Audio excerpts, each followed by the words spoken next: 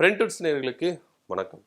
அரசியல்ல அதிரடியான மாற்றங்கள், அதிரடியான திருப்பங்கள் ஒவ்வொரு நாளும் என்ன பண்றது நடந்துட்டு இருக்கு. ஆனா இந்த மனுஷனுக்கு போய் இப்படி பண்ணுவாங்களா அப்படின்ற ஒரு ரேஞ்சில தான் இப்போ ஒட்டுமொத்த அரசியலும் என்ன பண்ணியிருக்காங்க, இவர் மேல திருப்பி இருக்காங்க. ஆனா உண்மையிலேயே பார்த்தீங்கன்னா அவர் பாவங்க. அவரை ஏங்க இப்படி போட்டு வாட்டி வதைக்கிறீங்க அப்படின்ற ரேஞ்சில தான் ஒவ்வொருத்தரும் என்ன பண்றாங்க, அவருக்காக என்ன பண்றாங்க, பரிதபிக்கிறாங்க அப்படின்னு சொல்லிட்டு நம்ம எடுத்துக்க முடியும். ஏன்னா அதிமுகல நீங்க எடுத்துட்டீங்கன்னா ஜெயலலிதாக்கு பிறகு இவர் தான் அப்படின்ற ஒரு அடையாளத்தை கொடுத்தவர் தான் ஐயா ஓபிஎஸ் அவர்கள். ஆனா ஓபிஎஸ் அவர்களுக்கு இந்த நிலைமையா அப்படின்ற ரேஞ்சில தான் வந்து நின்றுட்டாரு. இதுக்கு முழுக்க முழுக்க காரணம் பாஜக அப்படின்றதுல எந்தவித மாற்று கருத்து இல்லைன்னு சொல்லிட்டு ஓபிஎஸ் உடைய ஆதரவாளர்கள் குமுறாங்க. ஏன்னா பாஜக வேண்டாம் வேண்டாம் வேண்டாம்னு ஆரம்பத்துல இருந்து சொன்னோம். ஆனா இங்க பாஜக நினைச்சாதான் அதிமுகவை ஒன்றிணைக்க முடியும் அப்படின்றத ஓபிஎஸ் அவர்கள் ஆணித்தனமா நம்பினாரு.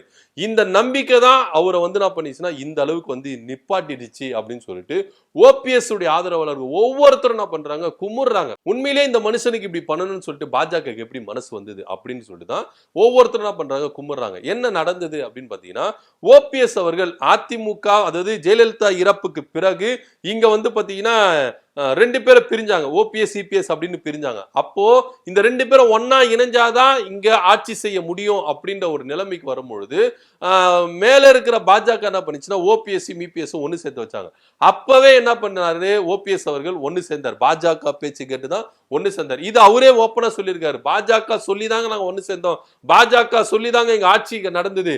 4 வருஷம் ஆட்சி இபிஎஸ் பண்ணாருன்னா அதுக்கு முழுக்க முழுக்க காரணம் பாஜக தான் அப்படின்றத ஓபிஎஸ் அவர்கள் பகிரங்கமா ஒத்துக்கிட்டாரு. அப்படி இருக்கும் பொழுது பாஜகவை நம்பி நம்பி நம்பி நம்பி என்ன பண்ணாரு, இப்போ இந்த நிலைமையில வந்து நிக்கிறாரு. இப்போ ஐயா அவர்கள் என்ன யோசிக்கிறார் அப்படின்னு பாத்தீங்கன்னா, ஐயா அவர்கள் யோசிக்கிறத விட்டுங்க, ஐயாவுடைய ஆதரவாளர்கள் என்ன யோசிக்கிறாங்க அப்படின்னு பாத்தீங்கன்னா, இந்த பாஜகவை நம்பி கெட்டது போதும், வெளியே வாங்க ஐயா அப்படின்ற ஒரு ரேஞ்சில தான் ஓபிஎஸ் உடைய ஆதரவாளர்கள் குமுறாங்க. என்ன அப்படின்னு பாத்தீங்கன்னா, இங்க பாஜகவை நம்பிதான் எல்லாத்துக்கும் நீங்க வந்து என்ன பண்ணீங்க, துணிஞ்சிங்க, போய் எடப்பாடி கூட போய் சேர்ந்தீங்க.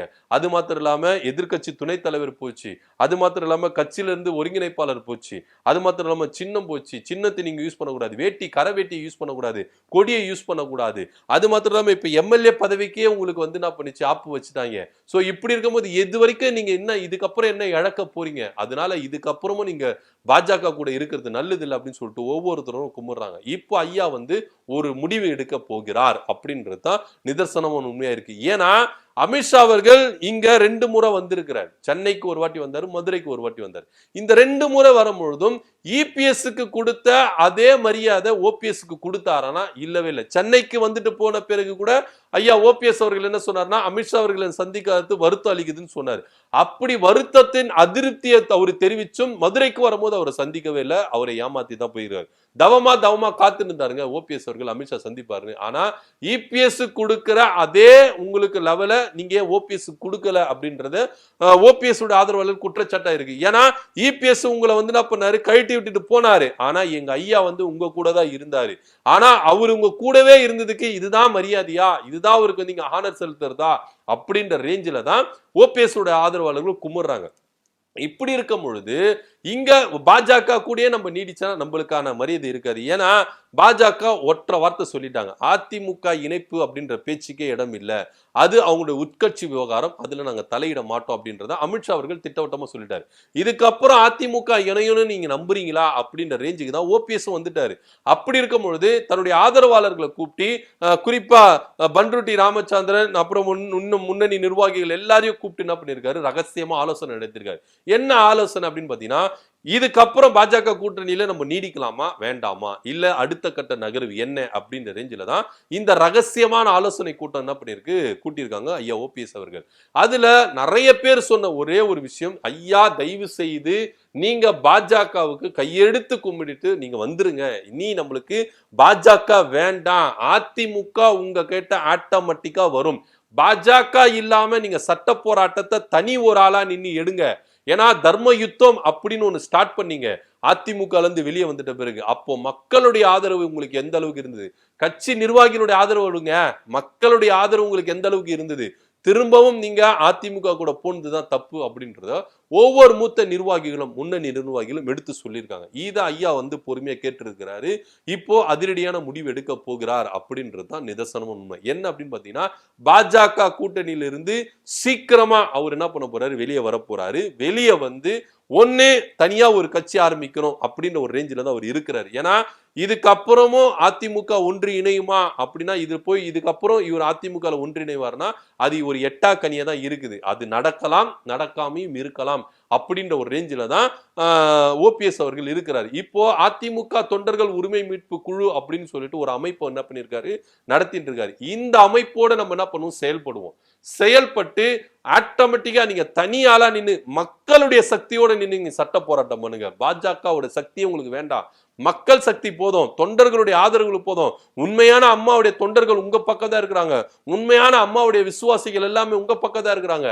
அவங்க போதையா உங்களுக்கு, நீங்க வந்து பாஜகவை நம்புறது வேஸ்ட் அப்படின்ற ஒரு ரேஞ்சில தன்னுடைய நிர்வாகிகள் எல்லாருமே என்ன பண்ணிருக்காங்க, கருத்து சொல்லியிருக்காங்க. இதை எல்லாத்தையும் கேட்ட ஓபிஎஸ் அவர்கள் இப்போ அதிரடியான ஒரு முடிவு எடுக்கிறாரு. பாஜக கூட்டணியிலிருந்து ஓபிஎஸ் விலகுகிறார் அப்படின்றது தான் சுட சுட கிடைச்சிருக்கிற ஒரு செய்தியா இருக்கு. கூடிய விரைவில் அதிகாரப்பூர்வமான அறிவிப்பை ஐயா ஓபிஎஸ் அவர்கள் அறிவிக்க போகிறார் அப்படின்றது தான் நிதர்சனம் உண்மை. சோ ஐயா அவர்கள் பாஜக கூட்டணியிலிருந்து வெளியே வந்துட்டா அடுத்த கட்ட நகர்வு என்னவா இருக்கும் அப்படின்னு பாத்தீங்கன்னா, அவங்களுக்கு ரெண்டு கோல் தான். ஒன்னு இபிஎஸ் தோக்கடிக்கணும், இன்னொன்னு என்ன நம்ப வச்சு கழுத்தறுத்த பாஜகவை தோக்கடிக்கணும்.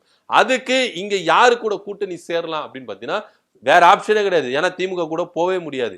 ஏன்னா அடுத்த ஆப்ஷன் தமிழக வெற்றி கழகம் தான். தமிழக வெற்றி கழகத்து கூட கூட்டணி வச்சு இபிஎஸ் உடைய வேட்பாளர்கள் எந்த தொகுதியில நிக்கிறாங்களோ அந்த தொகுதியில எல்லாம் ஓபிஎஸ் உடைய ஆதரவாளர் நேருக்கு நேர் நின்று அவங்கள தோக்கடிக்கணும் அப்படின்னு சொல்லிட்டு சபதம் எடுக்க போறதா தகவல் வந்திருக்கு. இதுவும் அதிகாரப்பூர்வமான அறிவிப்பு. ஏன்னா இதுக்கப்புறம் பொறுமையா இருக்க முடியாது. பொங்கி எழு மனோகரா அப்படின்ற ரேஞ்சில தான் ஐயா ஓபிஎஸ் அவர்கள் பொங்கி எழப்போகிறார் அப்படின்றது நிதர்சனம் உண்மையா இருக்கு. ஏன்னா அவரு பட்டுட்டாரு, பாஜகவால இன்னும் என்னென்ன படணுமோ அது எல்லாத்தையும் பட்டுட்டாரு. அதிமுக பொதுக்குழுல எவ்வளவு அசிங்கப்பட்டாரு, எதிர்கட்சி துணைத் தலைவரை பதவி விட்டு கொடுத்தாரு. அது மாத்திரம் இல்ல, எம்பி தொகுதியில நின்று அங்கேயும் என்ன பண்ணாரு, தோல்வி அடைஞ்சாரு. இப்போ அந்த எம்பி தொகுதியில நின்று தேர்தலை நின்று தான் இப்போ எம்எல்ஏ பதவி பறிப்போகிற நிலைமைக்கு ஓபிஎஸ் அவர்கள் தள்ளப்பட்டு விட்டார் அப்படின்றதுதான் நிதர்சனம். சோ இது எல்லாமே வந்து பாத்தீங்கன்னா பாஜகவை நம்பி நம்பி நம்பி நம்பி தான். இப்ப கூட பாஜக என்ன நினைக்கிறாங்கன்னா, ஓபிஎஸ் அவர்கள் கண்டுக்கிறதே இல்லை.